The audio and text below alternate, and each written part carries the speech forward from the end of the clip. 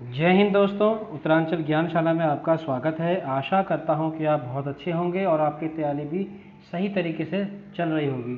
उत्तरांचल ज्ञानशाला का ये daily practice test 45 है। 44 टेस्ट हो चुके हैं, आप ज़रूर देखिएगा। इसका पीडीएफ मैंने टेलीग्राम चैनल में डाला था, उम्मीद करता हूँ आप लोगों ने हल किया होगा। आइए फटाफट इसका सोल्यूशन देखते हैं। ये आगामी कनिष्ठ सहायक तथा एक दिवसीय जितनी भी परीक्षाएँ हैं तो उसमें बहुत ही लाभकारी होने वाला है, और ये टेलीग्राम चैनल है इसको आप ज्वाइन कर लीजिएगा।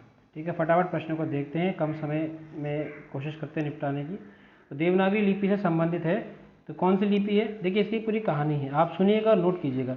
जो हमारी ब्राह्मी लिपि है, ब्राह्मी लिपि के एक हिस्सा होता है उत्तरी और दक्षिणी ब्राह्मी। तो हमारी उत्तरी ब्राह्मी लिपि जो है, उत्तरी ब्राह्मी लिपि से जो लिपि बनती है वो आती है गुप्त लिपि। गुप्त लिपि से एक लिपि निकल के आती है सिद्ध मातृका। सिद्ध मातृका, सिद्ध मातृका से लिपि निकल के आती है कुटिल लिपि।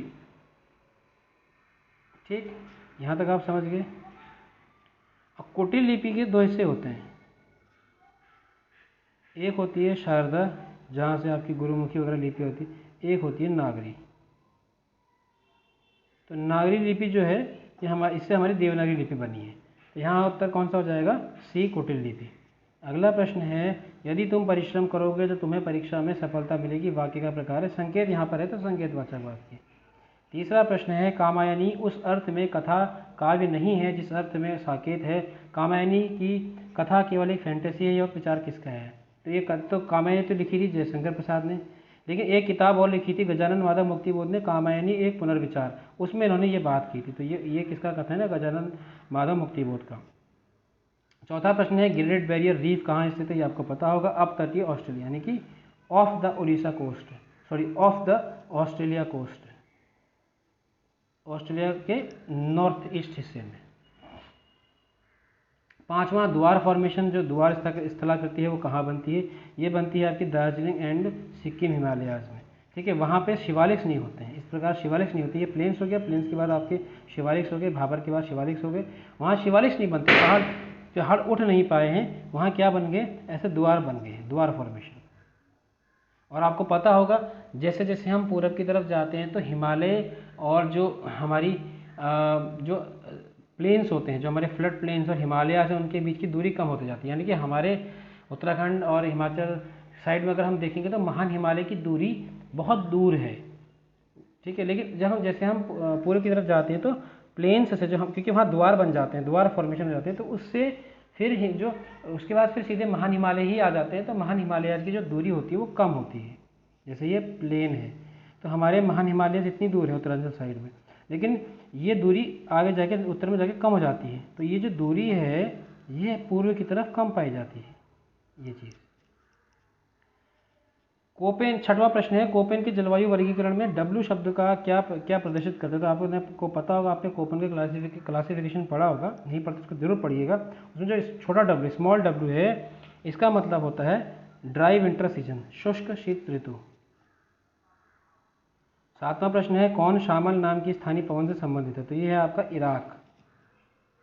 आठवां प्रश्न है, राष्ट्रीय मानव अधिकार आयोग का मुख्य कार्यपालक अधिकारी कौन होता है? जो सीईओ होता है, सीईओ ऑफ मानव अधिकार आयोग, ये आपको पता शायद ही हो, तो ये सेक्रेटरी जनरल होता है, महासचिव। ठीक है, याद रखिएगा। वर्तमान में कौन है? देवेंद्र कुमार सिंह। वर्तमान में कौन है? देवेंद्र कुमार सिंह। नवा प्रश्न है, अनुच्छेद 15(1) किस आधार पर भेदभाव का निषेध नहीं करता है?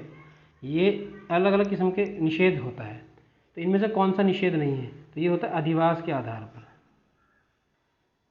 10वां प्रश्न है, निम्नलिखित में से कौन सी रिट किसी व्यक्ति द्वारा सार्वजनिक पद को अवैध रूप से हड़पने से रोकती है? कौन सी रिट रोकती है? तो ये आपको पता होगा। ठीक है, तो ये हो जाएगा आपका क्यो वारंटो, अधिकार पृच्छा। 11वां, अमेरिका में सर्वोच्च न्यायालय के न्यायाधीशों का कार्यकाल क्या होता है? तो अमेरिका में बड़ी अच्छा सिस्टम है, वहाँ इनका कार्यकाल आजीवन होता है। 12वां, निम्नलिखित में से किसे राष्ट्रपति चुनाव 2022 के लिए रिटर्निंग ऑफिसर के रूप में नियुक्त किया गया था? करंट अफेयर का अच्छा क्वेश्चन है, रिटर्निंग ऑफिसर, पीआईबी का क्वेश्चन है, ये प्रेस इंफॉर्मेशन ब्यूरो से लिया गया है। ठीक है, तो ये होता है सेक्रेटरी जनरल ऑफ राज्यसभा। वैसे तो सेक्रेटरी जनरल ऑफ राज्यसभा और लोकसभा दोनों हो सकते हैं, लेकिन वर्तमान के लिए सेक्रेटरी जनरल ऑफ राज्यसभा यानी कि राज्यसभा के महासचिव थे। और ये कौन थे? ये थे पीसी मोदी, इनको बनाया था। ये IAS लेवल के होते हैं।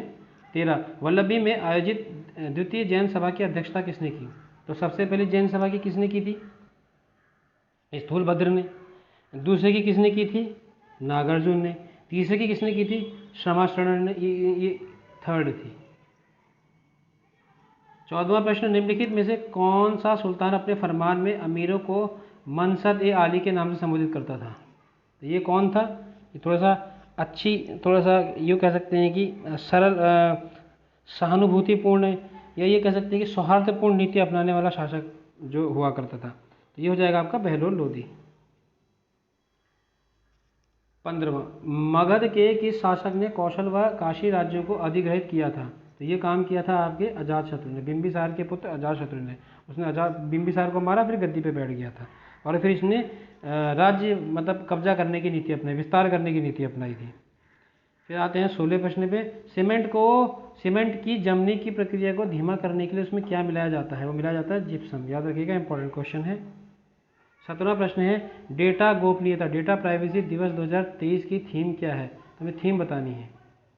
तो ये आपके सामने ऑप्शन है, data privacy is important, don't lose data, think about yourself first, think about privacy first.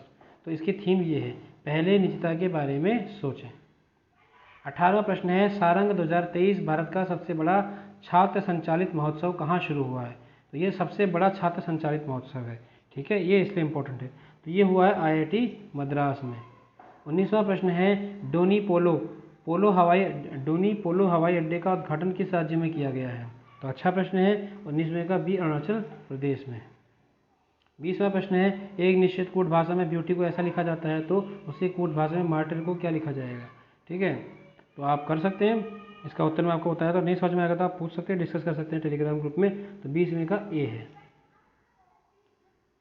अब राज्य विशेष प्रश्न है, जिनका नहीं है उत्तराखंड वो छोड़ सकता है, बाकी लोग करिए। लड़ी धुरा मेला किस जिले में आयोजित किया जाता है? तो ये है आपका चंपावत में। निम्न में से किस माफ कीजिएगा, परमार कर लीजिएगा इसको। 22वां प्रश्न, निम्न में से किस परमार शासक के शासनकाल में गढ़वाल तथा कुमाऊं के मध्य संबंध अच्छे थे? तो ये कौन सा था? ये प्रदीप शाह था। 23वां, कुमाऊं राष्ट्रीय मोर्चा का गठन किसने किया? कुमाऊं राष्ट्रीय मोर्चा का गठन तो ये किया था पीसी जोशी ने, कॉमरेड पीसी जोशी ने। 24वां और अंतिम प्रश्न है, उत्तराखंड सरकार ने राजस्व पुलिस व्यवस्था को कब समाप्त किया? बहुत अच्छा क्वेश्चन है, करंट का है, पटवारी में नहीं आया लेकिन आगे आ सकता है, ठीक है। तो ये था जनवरी 2023 में ख़त्म कर दिया। और सबसे पहले कौन सा राज्य था जिसने ख़त्म किया, ये आपको कमेंट बॉक्स में बताना है।